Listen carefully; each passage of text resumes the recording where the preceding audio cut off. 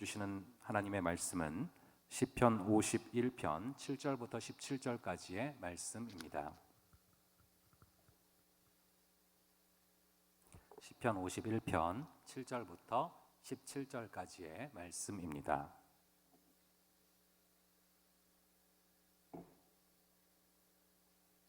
(51편) 7절부터 17절의 말씀을 저와 여러분들 함께 돌아가면서 교독하시겠습니다.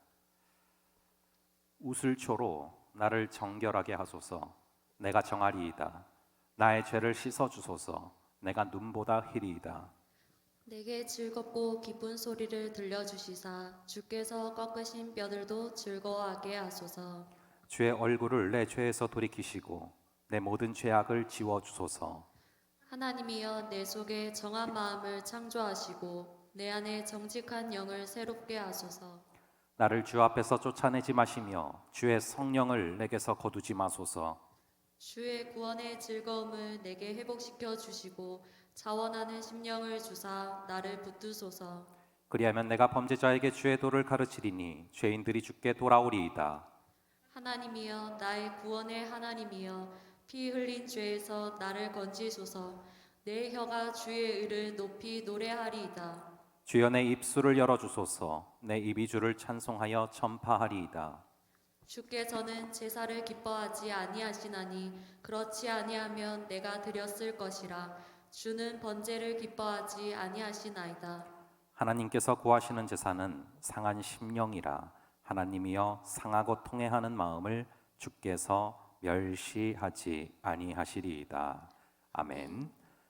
잠시 기도하겠습니다.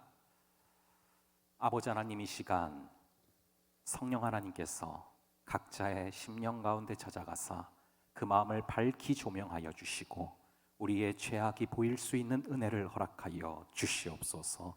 간절히 바라기는 그 위에 예수 그리스도의 그 보혈이 흘러내려 우리의 죄를 주님 앞에 회개할 수 있는 역사를 온전히 허락하여 주시옵소서. 주님께서 이 시간 온전하게 주관하여 주시고 역사하여 주실 줄을 믿사오며 이 모든 말씀 우리 주 예수 그리스도의 이름으로 기도합니다. 아멘.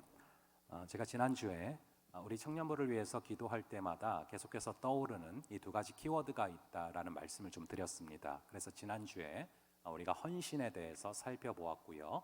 오늘은 이 회개에 대해서 살펴볼 것입니다. 그래서 회개의 계절이 온다라는 제목으로 같이 하나님 말씀 살펴보려고 하는데요. 여러분, 올해 표어가 이 좌측에 보시면은 The Jesus라고 써져 있습니다. 이것이 약자죠. 그래서 Teaching, Healing, Evangelizing like Jesus, 예수님처럼 가르치고 전파하고 고치는 그런 작은 예수가 되자라는 그런 표어 가운데 나아가고 있습니다. 예수님이 이 땅 가운데서 3년 동안 공생의 사역을 하실 때 가장 많이 하신 것들을 집중적으로 요약하자면은 이 세 가지죠. 가르치고 전파하고 고치신 것입니다. 자, 그러면은 예수님께서 이렇게 가르치고 전파하고 고치시는 공적인 사역을 시작하시기 전에는 뭘 하면서 주로 지내셨을까요? 무엇을 하면서 예수님께서는 주로 시간을 지내셨을까요? 이 누가복음 2장 41절부터 52절을 보시면은 이 누가복음 2장에 이 예수님의 이 12살 때 모습이 기록이 되고 있습니다. 이 12살이면은 지금으로 치자면 초등학교 5학년 아닙니까? 우리 교회로 치면은 소년부에 해당되는 나이인데요. 이 소년부 때 예수님의 모습이 이 누가복음 2장에 정확히 기록이 되는데요. 그 본문에 보시면은 이제 6월절을 맞이해서 명절을 맞이해서 이제 모든 가족들이 다 같이 예루살렘으로 내려갑니다. 그래서 이제 명절을 잘 지키고 그리고 이제 예루살렘에서 이제 명절이 끝난 다음에 다시 이 나사렛으로 올라가는데 이제 올라가다가 보니까 한 하룻길을 쭉 갔거든요. 하룻길을 갔는데 이제 엄마 아빠가 쭉 보니까 예수님이 안 계신 거예요. 그래가지고 깜짝 놀라서 예루살렘으로 다시 데리러 가는 그런 장면이 누가복음 2장에 기록이 되거든요. 여기서 살짝 우리가 좀 힌트를 잡을 수 있는 게 예수님은 이제 이걸 보면서 저는 좀 직감적으로 느껴지는 것이 우리 예수님은 어렸을 때부터 초등학교 나이 때도 뭔가 조금 이렇게 있는 듯 없는 듯 굉장히 조용하고 과묵한 그런 좀 모습이셨을 것 같다는 생각이 들어요. 그러니까 하룻길을 쭉 갔는데 없어도 그렇게 크게 티가 안 난 거예요. 왜 애들도 막 엄청난 존재감이 있는 애들 있지 않습니까? 그런 애들은 뭐 안 보이면 바로 알 텐데 예수님은 워낙에 조용하고 과묵하셨기 때문에 하루길이 지나서야 알게 됐구나라는 걸 알 수 있고요. 그 다음에 이 본문을 쭉 읽다 보면요, 그래서 이제 엄마가 데리러 가서 마리아가 좀 타일르는 장면이 나와요. 거기에 대해서 예수님이 반응하시는 걸 자세히 읽어보면은 우리 예수님은 어리지만 그럼에도 엄청난 카리스마를 소유하고 있다라는 것들을 좀 알 수 있는데요. 어쨌거나 이 예수님도 우리랑 똑같이 이 어린 시절이 있었다라는 것입니다. 그래서 이 예수님의 삶을요, 크게 두 가지로 나눌 수가 있어요. 사생애로 나누고 공생애로 나누고, 즉 사적인 생애, 태어나자마자 30살까지 이 개인적으로 이렇게 살아오셨던 그 시간이 있고, 그 다음에 공생애, 공적인 생애를 하신 시간인데, 그때가 바로 30살부터 33살까지 이렇게 크게 두 파트로 나눠볼 수가 있습니다. 그래서 이 공생애는 사복음서에 주로 나타나는 우리 예수님께서 가르치고 전파하고 고치신 이 세 가지 사역을 공적으로 하신 그 시기를 뜻합니다.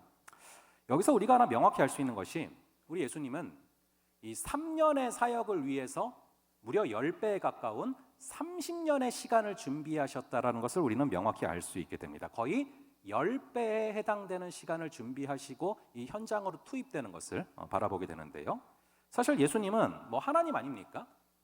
그러니까 예수님이 그냥 한 중학교 2학년 정도 돼가지고 이제는 내가 세상을 구원하러 가겠다라고 나가도 아무도 말릴 사람도 없고 뭐라고 할 사람도 없어요. 그런데 우리 예수님은 중학교 2학년 때 나간 게 아니라 고등학교 3학년 때 사역의 현장에 투입된 것이 아니라 하나님이심에도 불구하고 무려 30년 동안 천천히 준비하시고 확실하게 준비하시고 그리고 사역의 현장에 투입되셨다라는 것이죠. 저는 개인적으로 이 부분을 묵상을 할 때마다 늘 마음속에 다가오는 것이, 내가 조급하지 우리 하나님은 조급하지 않다라는 것들을 깨닫게 됩니다. 전능하신 예수님도 이 3년의 사역을 준비하기 위해서 무려 30년이라는 시간을 준비를 하시는데, 우리 역시 그분께서 쓰실 때까지 묵묵하게 오래 참고 준비하면서 나아갈 수 있는 그런 저와 여러분들 될 수 있기를 간절히 바랍니다. 그래서 그분께서 준비를 시키신 후에 투입이 되면 단 3년을 사역을 할지라도 인류의 역사가 바뀌어 버릴 수 있을 정도의 역사가 벌어지는 것이죠. 어쨌거나 예수님은 무려 30년의 준비를 하시고 나서, 그리고 나서 공생의 사역을 시작을 하십니다. 자, 그러면은 무려 30년 동안이나 준비를 하셨는데, 이 30년의 준비를 하신 후에 그리고 이제 공생의 사역에 투입이 되셨을 때는, 그리고서 그때 처음으로 뭔가를 선포하실 때는 정말 마음속에 담고 또 담아왔던 그것을 말씀하지 않으시겠습니까? 30년을 이 땅에서 준비하시고 길게는 이 땅에 오시기 전부터 기나긴 준비를 하시고 오셨어요. 그래서 여기서 30년의 준비를 마치시고 이제 공적으로 딱 시작하시면서 처음으로 선포하시는 말씀은 정말 마음속에 담아뒀던 가장 소중하고 귀한 것, 가장 중요한 것을 말씀하지 않으시겠습니까? 자, 그럼 예수님께서 이 30년을 준비하시고 이 3년의 공생의 사역을 시작하시면서 가장 먼저 선포하신, 가장 먼저 입을 열고 하신 말씀이 무엇인가? 우리 한번 그걸 볼게요. 마태복음 4장 17절, 이것을 가장 먼저 말씀하셨어요. 자, 4장 17절 우리 한번 함께 읽어보겠습니다. 시작. 이때부터 예수께서 비로소 전파하여 이르시되 회개하라 천국이 가까이 왔느니라 하시더라. 회개하라, 천국이 가까이 왔다. 이 회개하라라는 것이 30년 동안 준비를 하시면서 마음속에 품고 또 품어오셨던, 가장 소중하게 생각하셨던, 그래서 가장 처음으로 선포하실 때 말씀하셨던 것이 바로 회개입니다. 그만큼 중요한 것이 바로 회개입니다. 이 회개라는 것은 죄의 문제를 해결하는 것인데요, 주님 앞에서 자신의 죄를 정확하게 직면하면 이 천국을 경험하며 살 수 있다는 얘기를 하시는 겁니다. 그러므로 회개하라 천국이 가까이 왔느니라, 천국이 바로 코앞에 와 있으니까 회개를 해, 그러면 천국을 경험하며 살아갈 수 있어라는 말씀을 가장 처음으로 하시는 것이죠. 이 회개하면 천국을 경험할 수 있다라는 이 골격은 이후에도 계속 이어집니다. 그래서 이 사도행전도 한번 볼게요. 사도행전 3장 19절을 보시면은 베드로의 설교가 나오는데 이 3장 19절을 한번 함께 읽어보겠습니다. 시작. 그러므로 너희가 회개하고 돌이켜 너희 죄 없이 함을 받으라. 이같이 하면 새롭게 되는 날이 주 앞으로부터 이를 것이요. 베드로 역시 동일한 설교를 하죠. 회개하라, 그리하면은 죄가 없이 함을 받게 되고, 그렇게 될 때 새롭게 되는 날이 주님 앞으로 이르게 된다. 즉 회개하는 것이 바로 죄를 없애게 되는 길이고, 그렇게 될 때 새롭게 되는 날이 이르러서 우리는 천국의 능력으로 살아갈 수 있다라는 똑같은 골격, 회개하라 천국이 가까이 왔느니라를 베드로 역시 동일하게 설교하고 있는 것이죠. 이렇게 중요한 것이 바로 회개입니다. 이것을 성경에서 구약부터 신약까지 계속해서 강조하고 있는 것이죠. 여러분, 하나님이 여러분을 언제부터 택하셨는지 아십니까? 여러분들이 지금 이렇게 이 자리에 앉아 있어요. 코로나 이 시국에 지금 여러분들은 이 자리에 이렇게 앉아 있어요. 이것은 우연히 앉은 것이 아니라 하나님이 예정하셔서 예비하셔서 여기에 선택하셔서 앉아 있는 것인데, 여러분들을 언제 택하셨는지 여러분 아십니까? 이 성경을 보면요, 창세기 1장에 천지를 창조하신 과정들이 나옵니다. 근데 성경의 에베소서 1장을 보시면은 천지를 창조하기도 이전에 여러분들의 이름의 석자를 미리 아셨고 예정하셨다라고 기록이 되어 있어요. 그러므로 여러분들이 이 땅에 태어난 것은, 그리고 이곳에 있는 것은 그냥 우연히 있는 것이 아니라 하나님이 태초부터 예정하셨기 때문에 이 땅에 있는 것임을 믿으시기 바랍니다. 여러분들이 이 땅에 있다라는 것은 여러분이 아니면 안 되는 사명이 있기 때문에 이유가 있으셔서 창세전부터 예정하시고 여러분들을 이 땅에 보내신 것이죠. 자, 그런데 우리는 살아가다 보면은 자주 왠지 내가 하나님께 쓰임받지 못하는 것 같고, 그리고 실제로 쓰임받지 않고 있는 것처럼 느껴질 때가 있고, 실제로 쓰임받지 못할 때가 있어요. 하나님은 우리를 쓰고자 사명을 가지고 일부러 예정해서 보내셨는데 왜 우리가 하나님께 쓰임을 받지 못합니까? 그 이유가 무엇입니까? 단도직입적으로 말씀을 드리면 회개를 하지 않기 때문에 못 쓰시는 거예요. 우리 하나님은 능력 있는 사람, 큰 사람한테 관심 없어요. 깨끗한 사람을 찾으십니다. 그래서 성경을 보시면은 금그릇이나 은그릇이 중요한 게 아니라 질그릇일지라도 깨끗한 그릇을 찾으신다라고 말씀을 하시죠. 우리도 마찬가지 아닙니까? 더럽고 냄새나고 뭐가 묻어있는 그릇에 샐러드를 담아먹는 사람이 어디 있겠습니까? 깨끗한 그릇에 담아먹죠. 똑같아요. 우리가 사람을 대할 때도 태생적으로 마찬가지입니다. 우리는 태생적으로 누군가가 더럽고 냄새가 나면 그 사람을 가까이 하고 싶어 하지 않아 해요. 그게 당연한 것입니다. 우리 하나님 깨끗한 그릇을 원하십니다. 그런데 어떻게 해야 우리가 깨끗한 그릇이 될 수 있습니까? 바로 회개를 해야 깨끗한 그릇이 될 수 있는 것이죠. 이 회개는 쉽게 말하면 더러워진 그릇을 깨끗하게 씻는 것입니다. 그래야 그분께서 그것을 들어서 마음껏 사용하시는 것이죠. 그런데 우리가 신앙생활을 해나가는 모습이 어떻습니까? 깨끗하게 마음을 씻어야 하는데 우리의 모습은 어떻습니까? 정말 대충 씻어요. 일주일 내내 더럽게 살다가 일주일에 하루 딱 교회에 와서 정말 얄팍하게 회개를 합니다. 심지어 교회에 나오면서 이 회개라는 개념 자체가 별로 없이 그냥 왔다 가는 사람도 의외로 많습니다.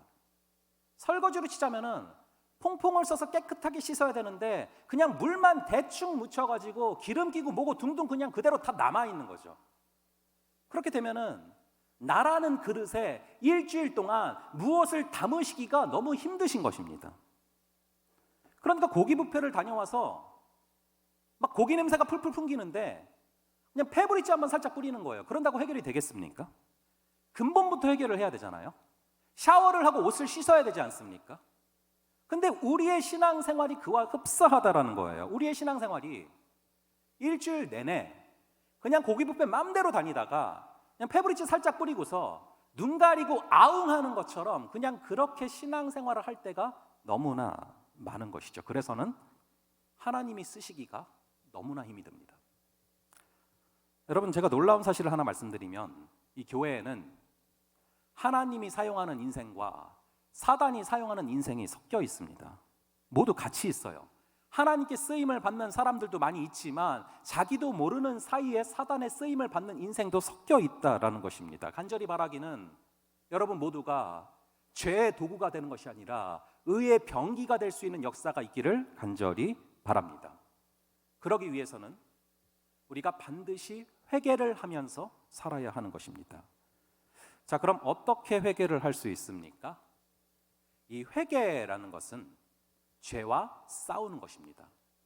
죄와 치열하게 싸우기 위해서 몸부림치는 것이 바로 살아있는 회개입니다. 그래서 온전한 회개를 이루기 위해서는 회개가 죄와 싸우는 것이기 때문에 죄가 무엇인지를 정확하게 파악을 해야 됩니다. 지피지기면 백전백승이라고 하지 않습니까? 이 죄가 무엇인지를 정확하게 알아야 되는 것이죠. 제가 죄를 정확히 파악을 해야 된다는 얘기는 이 죄의 속성이 무엇인지, 죄를 짓게 되는 원리가 무엇인지를 파악해야 된다는 이야기지, 죄 짓는 장소라던가 죄 짓는 방법 이런 걸 자세히 아셔야 된다는 얘기가 아닙니다. 오히려 역설적으로 요즘에는요, 인터넷 기사나 텔레비 같은 걸 보면은 사람들이 죄 짓는 것을 르포 형식으로 취재를 해서 아주 자세하게, 필요 이상으로 자세하게 상세하게 알려줘요. 그래서 어떻게 하면 마약을 구할 수 있고 그 마약을 어떤 식으로 섭취할 수 있는지까지 필요 이상으로 이 기사 같은 데 막 실려 있단 말이죠. 그런 건 알 필요가 없어요. 예방하라고 죄를 예방하라고 알려주면 거꾸로 그걸 따라하고 싶은 사람들이 생기는 거거든요. 그러니까 이 사단이 공중에 권세 잡은 자인데 이 매스컴을 갖고 놀 때가 많은 거죠. 그래서 여러분들에게 제가 죄를 정확히 알라는 얘기는 죄 짓는 방법, 죄 짓는 장소 이런 거를 알라는 얘기가 아니라 죄의 속성, 죄 메커니즘, 죄의 원리, 우리가 무엇 때문에 죄 짓게 되는지, 말씀이 무엇이라 말하고 있는지 이거를 정확히 알아야 된다는 거예요. 이거는 알아야 돼요. 그래야 우리가 회개 가운데 나아갈 수 있습니다. 우리 한번 한 본문을 볼 건데, 이 다윗이 엄청나게 큰 죄악을 저지르게 됐던 그 이후에 하나님께서 찾아가시는 그 장면을 한번 좀 볼게요. 사무엘하 12장 9절과 10절입니다. 사무엘하 12장 9절과 10절입니다. 이 두 구절 한번 띄워주시고요. 사무엘하 12장 9절과 10절을 한번 띄워주시고요. 여러분들 성경 혹시 지금 못 띄우면요, 여러분들 성경을 한번 찾으세요. 꼭 보셔야 됩니다. 사무엘하 12장 9절과 10절 좀 찾을 시간 드릴게요. 사무엘하 구약 성경에 있습니다. 12장 9절과 10절 이 두 구절을 찾아서 좀 정확하게 분석하는 마음으로 한번 화면에도 나왔으니까요. 한번 함께 읽어보겠습니다. 시작. 그러한데 어찌하여 네가 여호와의 말씀을 업신여기고 나 보기에 악을 행하였느냐? 내가 칼로 햇사람 우리아를 치되 암몬 자손의 칼로 죽이고 그의 아내를 빼앗아 내 아내로 삼았도다. 이제 내가 나를 업신여기고 햇사람 우리아의 아내를 빼앗아 내 아내로 삼았은즉 칼이 내 집에서 영원토록 떠나지 아니하리라 하셨고. 여기에 보시면 우리가 죄짓게 되는 원리가 정확히 나오고 있어요.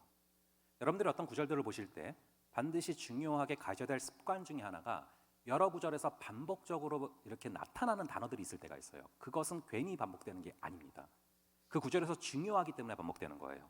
이 9절과 10절을 보시면은 연속해서 반복되는 단어가 있어요. 바로 업신여기다 라는 단어입니다. 이게 죄짓게 되는 원리예요. 모든 죄악은 하나님을 업신여기는 것입니다. 돈이 좋아서, 명예가 좋아서, 이성이 좋아서 여러 가지 이유로 죄를 지을 수 있겠지만 가장 궁극적인 죄짓게 되는 원인, 뿌리는 바로 욕심이거든요. 여러분, 욕심이 잉태한 즉 죄를 낳고 죄가 장성한 즉 사망을 낳는다. 욕심이 잉태한 즉 죄를 낳으니까 죄의 원인은 뭐예요? 욕심인 것입니다. 근데 이 욕심은 무엇이냐? 하나님보다 다른 거를 더 사랑하는 게 욕심이에요. 하나님보다 다른 걸 더 사랑하는 게 욕심이고 그것이 탐심이죠. 그럼 죄는 뭐냐? 마찬가지예요. 하나님을 아래로 여기면서 업신 여기는 것입니다. 우리는 물론 이제 우리가 하나님을 업신 여길 수 있는 존재가 아니기 때문에 하나님을 업신 여긴다는 게 여러분들이 잘 상상이 안 가실 텐데 사실은 자주 그러고 있어요. 그러니까 이럴 때 있잖아요. 이 순간에 죄를 질까 말까 막 고민을 하다가 눈 딱 감고 죄를 저질러 버리는 순간, 이게 바로 하나님을 업신 여기는 거예요. 하나님은 늘 곁에 계십니다. 안 계신 적이 없습니다. 항상 우리를 떠나지 않으십니다. 근데 죄를 지으려면 어떻게 해야 죄를 지을 수 있는지 아십니까? 바로 곁에 계신 그분이 마치 안 계신 것처럼 없는 것처럼 여겨버려야지만 죄를 지을 수 있는 거예요. 누군가를 막 욕을 하고 있어요. 거기서 분명히 하나님이 주시는 양심이 있습니다. 그런데 이거를 그냥 없어지세요 이렇게 하고 그냥 내 맘대로 죄를 저지르려면 곁에 계신 하나님을 없애버려야 죄를 지을 수 있다는 거예요. 그러므로 죄라는 것은 하나님을 업신 여길 때 짓게 되는 것입니다. 우리는 하나님이 안 보이니까 하나님을 자주 업신여깁니다. 주일날 들은 말씀 아무리 은혜를 많이 받았어도 월요일날 되면 그냥 업신여깁니다. 그래서 순종이 제사보다 낫다라는 것을 이어서 말씀을 하시는 거예요. 주일날 들은 말씀 눈 딱 감고 월요일 되면 그냥 무시해버리는데 무슨 예배가 소용이 있니? 그게 바로 순종이 제사보다 낫다라는 말씀을 하시는 이유입니다. 우리는 바로 이 아킬레스건을 해결해야 돼요. 이 나만의 패러독스가 있지 않습니까? 여러분만의 해결하지 못하는 그 부분이 있지 않습니까? 주일날 은혜를 많이 받아놓고도 월요일 되면은 똑같이 죄악을 저지르게 되는 그 아킬레스건, 그 패러독스, 그거를 붙잡고서 하나님 앞에서 씨름을 하셔야 돼요. 그래야만 우리의 신앙에 있어서 한 단계 성장이 있습니다. 우리의 신앙이 날마다 그 자리인 이유는 입술로만 회개를 하지 회개를 진짜로 하면서 마음이 찢어지는 죄 후유증이 없기 때문에 그렇습니다. 여러분, 이 코로나 백신만 해도요 그냥 물같이 생겼잖아요. 근데 이것만 그냥 들어와도 많은 후유증이 몸 안에 생기고 발생을 해요. 이 얀센이란 백신을 맞았는데 한 12시간까지는 괜찮았어요. 그 이후에 48시간 동안 계속해서 고열, 두통, 몸살, 여러 감기 증상, 이 증상이 명확하게 나타난단 말이에요. 하물며 그냥 물같이 생긴 백신만 들어와도 그렇게 되는데요. 이 성령께서 내 안에 임하셔서 죄를 도려내시는 과정에서 죄 후유증이 없다라는 것이 말이 안 되는 거예요. 이 회개는 성령께서 임하시는 것입니다. 성령께서 임하셔서 전에는 마음에 하나님 두기를 싫어하던 내가, 전에는 죄의 쾌락을 즐기던 내가 이제는 하나님 두기를 기뻐하며 죄의 쾌락을 누리기를 싫어하는 거예요. 그래서 이제는 죄악 가운데 있을 때 이것 때문에 성령께서 얼마나 아파하시는지 그 마음이 느껴지는 거예요. 여러분 안에 성령께서 임재하여 계시는 줄을 믿으십니까? 성령님이 계시는 것을 믿으십니까? 그런데 여러분, 우리 성령님 우리 안에 계시고 우리 사랑해서 우리 떠나지 않으세요. 그런데 우리가 죄악을 저지를 때마다 어떤 현상들이 벌어지는지 아십니까? 그분은 죄와 함께 하실 수 없으신 분이십니다. 그런데 우리가 우리 안에 계신 성령님을 무시하고 마음껏 죄를 지으면서 날려나갈 때 우리 안에 계신 성령님을 아프게 찌르는 거예요. 십자가는 이전에 끝난 게 아니에요. 계속 있는 거예요. 우리가 죄악을 저지르면서 그분을 아프게 할 때마다 우리 마음에 계신 그분을 아프게 찌르는 것입니다. 전에는 그것이 느껴지지 않다가 그것이 민감하고 예민하게 느껴지는 것, 그것이 바로 회개입니다. 구약에서도 회개가 무엇인지를 너무 중요하기 때문에 정확하게 묘사를 합니다. 우리 에스겔서 36장 26절을 한번 보겠습니다. 에스겔서 36장 26절, 회개에 대해서 말씀하시는 구절인데 우리 한번 함께 읽겠습니다. 시작. 또 새 영을 너희 속에 두고 새 마음을 너희에게 주되 너희 육신에서 굳은 마음을 제거하고 부드러운 마음을 줄 것이며. 새 영을 너희 속에 두고, 즉 회개는 성령께서 오시는 거예요.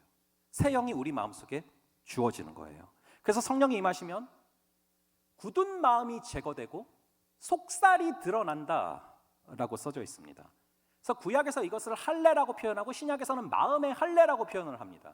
이 할례라는 것이 겉에 표피를 찢어내면 속살이 드러나지 않습니까? 마찬가지로 우리의 마음속에 굳어버린, 딱딱해버린 그 부분이 있는데 성령께서 임하시면 그것이 제거되고 우리 마음에 속살이 드러나서 우리의 마음이 민감한 상태가 된다. 죄악에 민감한 상태가 된다. 그래서 이전에는 죄를 짓고도 아무렇지 않았다가 이제는 그 죄악 때문에 아파하신 그분의 마음이 느껴져서 죄에 대한 감각이 아주 예민해진다. 그것이 지금 구약이 말하고 있는 회개입니다. 근데 그것이 없다. 그럼 여러분 신앙에 돌파구가 없는 것입니다. 내가 늘 예배를 드리는데 순종이 없다. 내가 늘 예배를 드리고 있는데 삶의 열매가 없다. 그럴 때 우리가 반드시 일어나야 될 게 회개입니다. 자, 그럼 여러분 뭐 회개만 하면 다 용서받을 수 있습니까? 성경에 보면은 용서받을 수 있는 죄가 있고 용서받을 수 없는 죄가 있어요. 성령을 회방하는 죄는 용서받을 수가 없어요. 그래서 이단교주들 용서 못 받아요. 하지만 여러분 성령 해방죄가 아니라면 거꾸로 여러분들이 회개를 하면 분명히 용서받을 수 있단 말이에요. 분명히 여러분들을 고쳐서 다시 쓰신단 말이죠. 그런데 그럼에도 불구하고 우리는 언제부턴가 자포자기하는 경향이 있어요.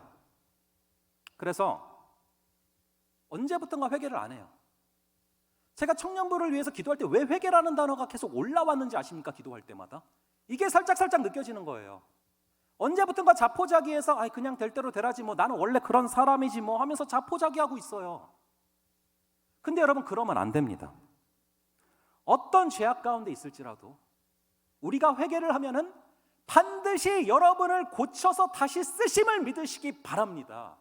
하나님은 오히려 절박하세요. 쓰실 사람이 필요하세요. 깨끗한 그릇이 필요하세요. 그래서 여러분들이 회개하면 반드시 고쳐서라도 다시 쓰시죠. 자, 그런데 우리가 자포자기하고 회개하지 않을 때가 너무 많다는 것이죠.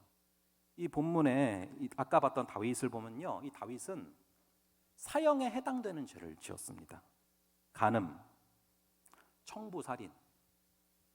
이거는 완전히 세상적으로도 그렇고 하나님의 눈밖에 날 일이죠. 근데 왜 다시 살려주셨습니까? 이거를 시편 51편을 보면 정확히 알 수 있어요. 그 이유를. 오늘 본문이잖아요. 이게 다윗이 회개할 때 쓴 시입니다. Clean heart, 깨끗한 마음을 나에게 부어주시옵소서라고 기도하고 있어요. 하나님이 왜 살려주셨냐? 이렇게 진심으로 눈물을 흘리면서 가슴 아파하면서 회개할 줄 알고 살려주신 거예요. 회개하지 않을 사람이면 버렸죠. 기회 안 주죠. 사울이 그렇잖아요.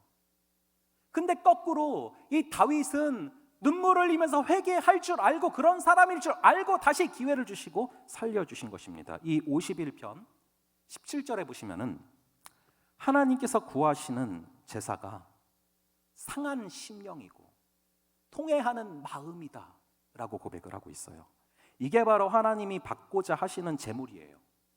우리 주님께서는 수많은 돈을 받고자 하시는 게 아니라, 건물을 원하시는 게 아니라 바로 죄를 지었을 때 성령에 아파하시는 그 마음이 느껴져서 가슴 아파하는 그 마음을, 찢어지는 그 마음을, 그 상한 심령을 제물로 받기를 원하신다라는 것입니다. 하나님의 은혜가 임하면 무슨 일이 벌어지는지 아십니까?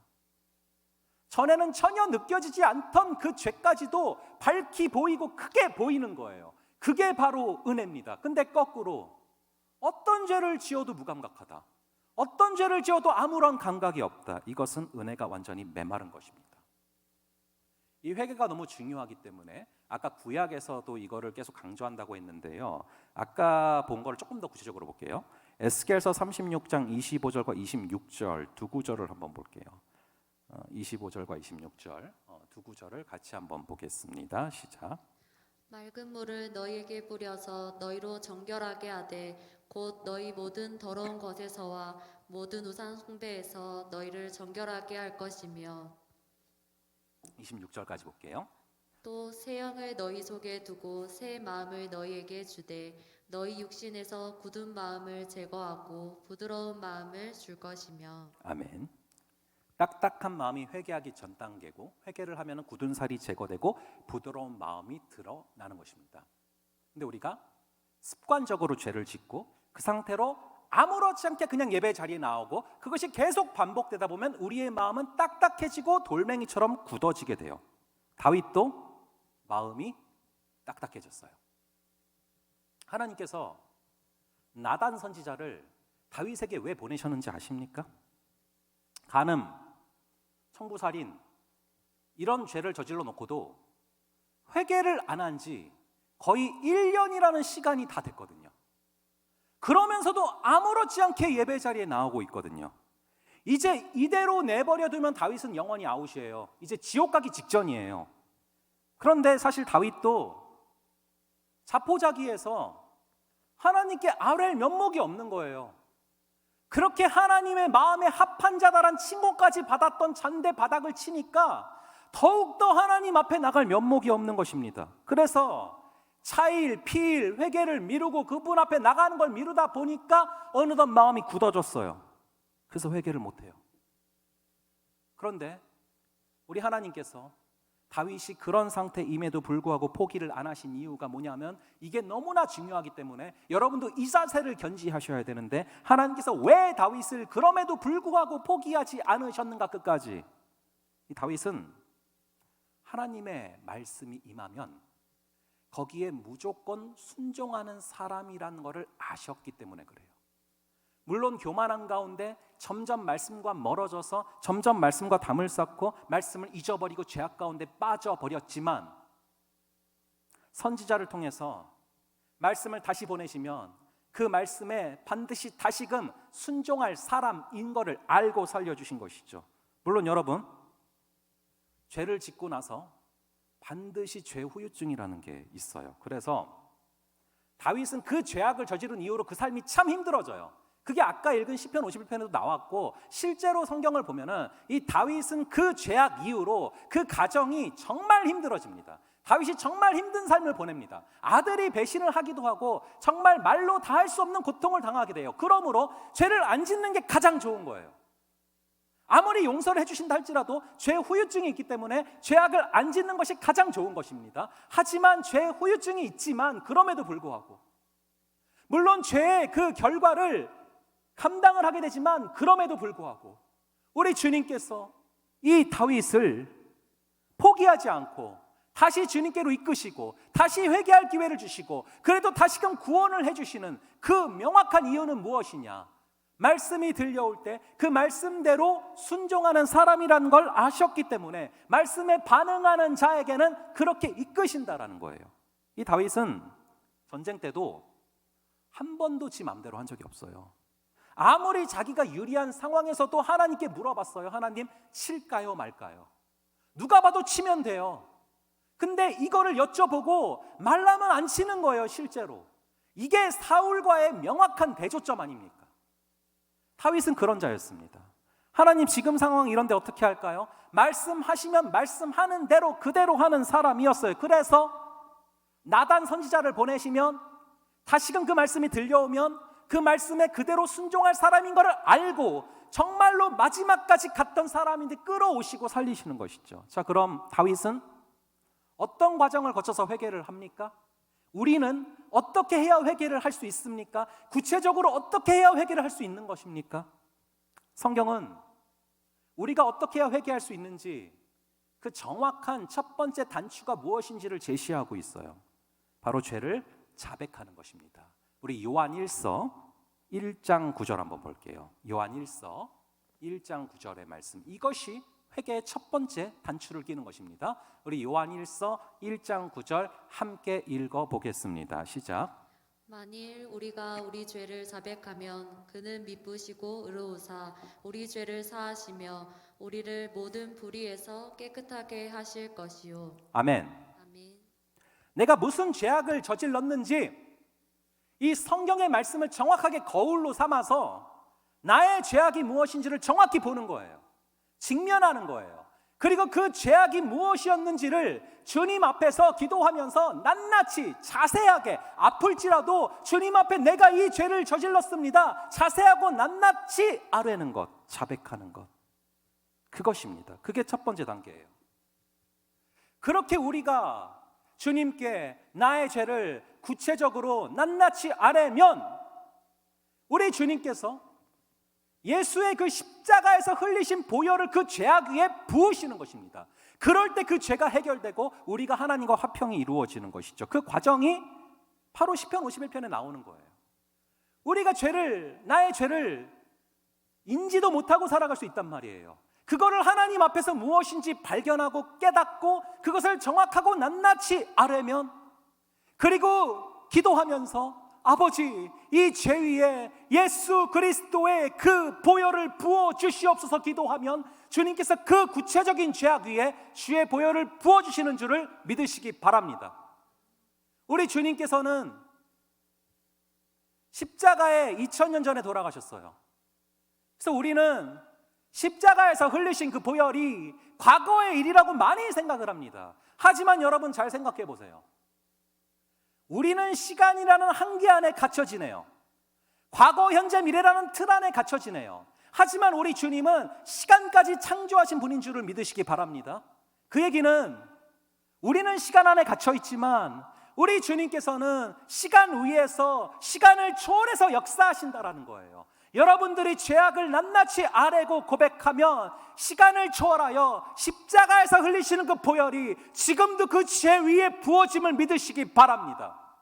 그러할 때 그 보혈의 힘으로 말미암아 우리의 죄가 씻겨지고 하나님과 화평케 되는 역사가 벌어지는 것입니다. 그 과정이 담겨 있는 것이 바로 시편 51편인데, 이 51편에서 가장 중요한 두 구절을 뽑자면 저는 10절과 17절 이 두 구절을 좀 함께 보셔야 되는 구절이다라고 생각을 해요. 우리 한번 10절을 한번 함께 보고요. 그리고 17절 볼게요. 10절 먼저 함께 읽겠습니다. 시작. 하나님이여 내 속에 정한 마음을 창조하시고 내 안에 정직한 영을 새롭게 하소서. 17절. 하나님께서 구하시는 제사는 상한 심령이라. 하나님이여 상하고 통회하는 마음을 주께서 멸시하지 아니하시리이다. 아멘. 우선은 17절부터 보면은 죄를 지은 것에 대해서 상한 심령이 있어야 돼요. 찢어지는 마음이 있어야 돼요. 이거 우리 힘으로 됩니까? 안 돼요. 10절에 보시면 정한 마음을 창조하여 주시옵소서, clean heart를 창조하여 주시옵소서, 깨끗한 마음을 만들어 주시옵소서. 이거 우리 힘으로 안 돼요. 둘 다. 이게 어떻게 이루어질 수 있습니까? 이게 바로 성경에서 말하는 회개의 과정이에요. 나의 죄를 정확하게 주님 앞에서 낱낱이 아뢰면서 자백할 때, 그리고 그 자백한 죄 위에 예수의 보혈이 부어질 때 이 10절과 17절이 그대로 이루어지는 줄을 믿으시기 바랍니다. 여러분 설거지할 때 이 기름기가 잘 안 닦이잖아요. 삼겹살 먹고 나서 한번 닦아보세요. 잘 안 닦이잖아요. 자, 그런데 이 퐁퐁이 있지 않습니까? 퐁퐁을 쓰면 굉장히 쉽게 닦여요. 물론 여러분 퐁퐁에 비할 바가 아닙니다. 하지만 이해를 쉽게 말씀드리려고 말씀드리는 것입니다. 우리의 심령 안에 씻기지 않는 죄악들이 있어요. 내 힘으로 해결이 안 되는 죄악들이 있어요. 그런데 예수 그리스도의 그 보혈이 그 위에 부어질 때 그 죄악이 닦이는 줄을 믿으시기 바랍니다. 그 십자가 보혈은 시간을 초월하여서 지금도 여러분들의 심령 위에 부어질 수 있고 지금도 살아서 역사하는 힘인 것을 믿으시기 바랍니다. 우리가 그래서 눈과 귀와 입을 조심하셔야 되거든요. 눈과 귀와 입을 통해서 사람마다 약한 부분이 다 다른데 그것을 통해서 우리의 마음을 장악하려고 죄가 들어와요. 그래서 눈과 귀와 입으로 죄악된 것이 들어오려고 할 때마다 예수의 피를 외치시기 바랍니다. 한번 따라해 볼까요? 예수의 피, 예수의 피. 그러면서 그 생각을 물리칠 수 있는 여러분 되기를 바랍니다. 혹시라도 이미 마음속에 들어와 있는 죄악이 있다면 여러분이 하나님 앞에서 그 죄악을 낱낱이 아뢰면서 그 위에 예수의 보혈이 부어지기를 기도할 수 있는 역사가 있기를 바랍니다. 우리 마지막으로 말씀 두 구절을 한번 보고 십자가의 보혈, 예수 그리스도의 보혈에 대한 그 구절을 두 가지를 보고 우리 기도하면서 나아갈게요. 히브리서 9장 12절부터 14절입니다. 히브리서 9장 12절부터 14절의 말씀 한번 함께 읽어보겠습니다. 시작.